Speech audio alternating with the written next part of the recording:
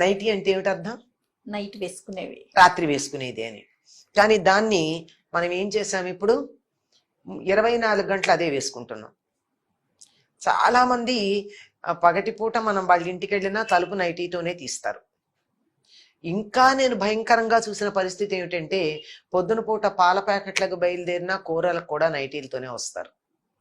కొంచెం పెద్దవాళ్ళు మాత్రం ఆ నైటీ మీద ఒక చున్నీ లాంటిది ఇట్లా వేసుకుని కనపడతారు. అది పెద్దరికం. పిల్లలకు అది లేదు. నైటీ అన్నదాన్ని రాత్రికి మాత్రమే పరిమితం చేయడం అన్నది సరైనటువంటి పద్ధతి. పేరు తెలిస్తే, అర్థం తెలిస్తే ఆ పని చేస్తారు. అది చేయకుండా పగలు వేసుకున్నారంటే దాన్ని నైటీ అని ఎట్లా అంటాం? నైటీ కూడా ఇప్పుడు మనం పైనుంచి కిందకి ఒక గోనె బస్తా దిగేసుకున్నట్టు ఉండేది కాదు కదా. నైట్ డ్రెస్ పాతకాలపు సినిమాల్లో ఉంటే, నేను ఎవరికన్నా అడిగితే చెప్తా, చేత అయితే అటువంటి నైట్ డ్రెస్సులు కుట్టించుకుని వేసుకోండి, నేను ఇష్టపడతా. బాగుంటుంది, ఇష్టపడ్డం కదా, బాగుంటుంది. ఇప్పుడు కింద పైజమా, ఆ తర్వాత పైన చిన్న టాప్, ఒక కోటు, నైట్ గౌన్. అది మంచం దగ్గర పెట్టుకుంటాం. పడుకునేప్పుడు గౌన్ తీసి పక్కన పెడతాం. టాప్ అండ్ పైజమాతో పడుకుంటారు. ఎవరన్నా వచ్చారంటే మంచం మించి లేస్తూనే ఈ గౌన్ వేసుకుని బయటకు వస్తారు. మీకు పాత సినిమాల్లో చూడండి, ఇలా కట్టుకుంటూ బయటకు వస్తూ ఉన్నట్టు కనపడుతుంది. ఆ రకంది వేసుకోండి నైటీ అంటే. అది నిజం బాగుంటుంది కూడా, మంచిది, పద్ధతి కూడా. ఎందుకంటే నిద్రపోయేటప్పుడు అందరూ పొందిగ్గా పడుకుంటారని చెప్పలేం. ఒద్దిక పొందిక అందరికీ ఉండకపోవచ్చు కదా. ఇటు నుంచటు అటు నుంచటు తిరుగుతూ ఉంటారు, కాళ్ళు జరుపుతూ ఉంటారు. ఇలా జరుపుతూ ఉంటే పరికిణీలు చీరలు పైకి వెళ్ళే అవకాశం ఉంది. ఇలాంటి డ్రెస్ ఉందనుకోండి, ఏమవుతుంది, ఎలా పడుకున్నా ఇంత భాగం కూడా బయటికి కనపడదు. అది పడుకుంటే ఇంట్లో ఒక అన్నయ్యో నాన్నో ఇంకో కుటుంబ సభ్యులో ఇంట్లో తిరుగుతారు. ఎప్పుడన్నా ఇప్పట్లాగా ఎవరి గదుల్లో వాళ్ళు ఏం చేస్తున్నారో, ఏం అన్యాయం అయిపోతున్నారో తెలియకుండా మూసుకుని ఉండే పద్ధతి కాదు కదా. అందువల్ల అలా ఉంటుంది, మర్యాదగా ఉంటుంది. కానీ అది కూడా పనికిరాదు కదా. బయటకు వచ్చేటప్పుడు ఆ కోట్ వేసుకురండి. 3 పీస్ సూట్ లేకపోతే నైట్ డ్రెస్ వేసుకోవడం అన్నది చాలా అమర్యాదకరమైనటువంటి పద్ధతి. అది పగటిపూట వేసుకోవడం అన్నది అమర్యాదని దాటినటువంటి పద్ధతి. వీధిలోకి రావడం అన్నది అసలు వారికి, వారి సంస్కారానికి ఓ నమస్కారం. అంతకన్నా ఇంకో పదం కూడా నేను వాడలేను. పదమే తెలుస్తోంది కదా. పైగా ఇంకోటి ఏమిటంటే, నైటీ అన్నది రాత్రి వేసుకున్నప్పుడు ఆ బట్టలతో పగటిపూట పని ఎట్లా చేస్తారండి? మనిషి నిద్రపోతున్నప్పుడు జీవ ప్రక్రియ ఎక్కువ జరుగుతుంది, మెటాబాలిక్ యాక్టివిటీ అంటారు. అది ఎక్కువ జరుగుతుందని కదా చెప్తారు. అది జరిగేటప్పటికి వ్యర్థాలు మన శరీరంలోంచి బయటకు వచ్చే సమయమే అది. అందుకే పళ్ళు తోముకుంటాం, కళ్ళల్లో పుసులు వస్తే కడుక్కుంటాం, చిన్నపిల్లలకైతే చెవుల్లో గులివి కూడా తీస్తాం.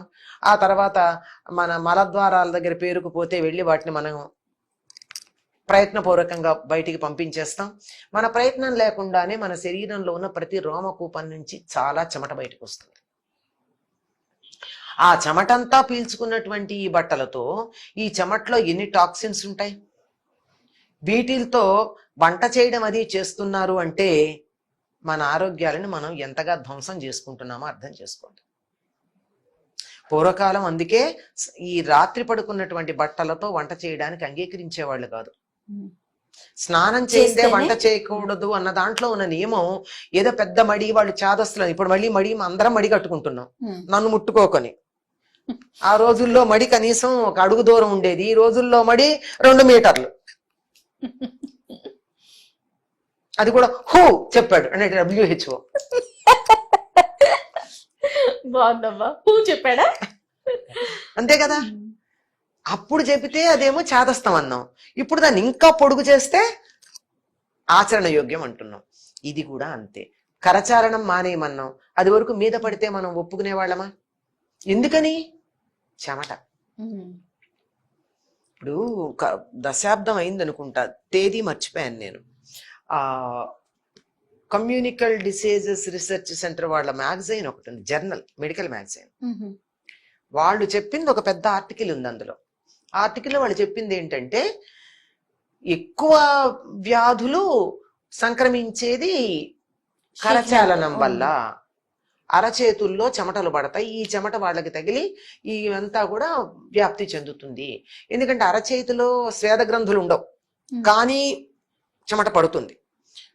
అరచేతుల్లో చెమటలు పడితే చాలా భయంకరమైనటువంటి నీరసానికి సంకేతం. తక్కువే పడుతుంది, కానీ అరచేతిలో పడినటువంటి చెమట ఏమవుతుంది, ఇట్లా అనుకుంటాం.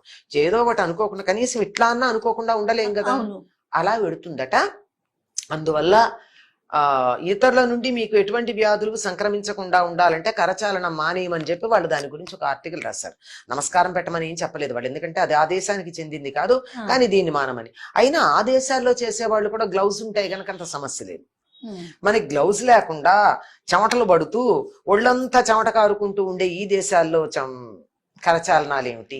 ఒళ్ళంతా చెమట పడితే రాత్రంతా చెమటతో తడిసిపోయి కంపు కొడుతున్నటువంటి బట్టలతో వంట చేసి ఇంట్లో వాళ్ళకి పెడితే వాళ్ళకి గాని నాకు గాని ఆరోగ్యం ఎట్లా ఉంటుంది? అక్కడికి ఇంగ్లీష్లో దాన్ని నైటీ అంటే మనం పగలు వాడుతున్నామంటే ఎంత మూర్ఖులమో ఆలోచించండి. నాకు ఈ మాట అంటే ఒకళ్ళు అన్నారు, ఇది నైటీ కదండి, హౌస్ కోట్ అన్నారు. హౌస్ కోట్ ఇలా ఉంటుందా? హౌస్ కోట్ ఎట్లా ఉంటుందో నేను చూపిస్తాను, నీకేదో ఒక పదం తెలిసిన వాడద్దు. మన దేశంలో వస్త్రధారణ వేరు, విదేశాల వస్త్రధారణ వేరు. వాళ్ళు కూడా ఈ చిన్న చిన్న బట్టలే కట్టుకున్నా నైట్ గౌన్ లో ఏ రకంగా కోట్ వేసుకుని బయటకు వస్తారో అట్లాగే ఇంటికి ఎవరన్నా వచ్చారంటే హౌస్ కోట్ ఒకటి పైన తగిలించుకుంటారు. అది తగిలించుకోవడానికే, దానికే బటన్స్ ఏమి ఉండవు, పెద్దది ఉంటుంది, ఈ ర్యాప్ ఉంటుంది, ఇట్లా ర్యాప్ చేసి దీని మీద ఇది పెట్టి బట్ట కట్టేసుకుంటారు. అందుకని ప్రతి ఇంట్లోనూ ఒక బట్టల స్టాండ్ ఉంటుంది, దాంట్లో ఉంటుంది, దాని మీద ఒక హౌస్ కోట్ పెట్టుకుంటారు. బెల్ మోగింది, డోర్ బెల్ మోగిందంటే హౌస్ కోట్ వేసుకుని వెళ్ళి తీస్తారు. మనలాగా చెప్పా పెట్టకుండా రారు కదా మనుషులు, మనకంత లేదు. ఆ విషయాల్లో మనం పాటించాం, అదేం దోషంగా కూడా చెప్పక్కర్లా మనకున్న ఆప్యాయతలకి.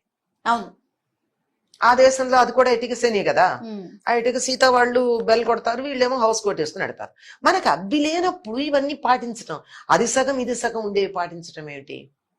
ముఖ్యంగా నైటీ అనేది రాత్రికమ్మా. రాత్రి పడుకున్న బట్టలతో వంట చేయడం, ఇంట్లో పనులు చేయడం అనేది మంచిదైనట్టు కాదు అనే సంగతి ఏ సైన్స్ బేసిక్ నాలెడ్జ్ ఉన్న వాళ్ళకన్నా తెలుస్తుంది. ఈ రెండు సమన్వయం చేసుకుంటే వేసుకోవచ్చో వేసుకోనక్కర్లేదో వాళ్ళకే తెలుసండి, ఎవరికి వాళ్ళకి. మనం చెప్పేదేముంది. రైట్ అమ్మా, నమస్తే.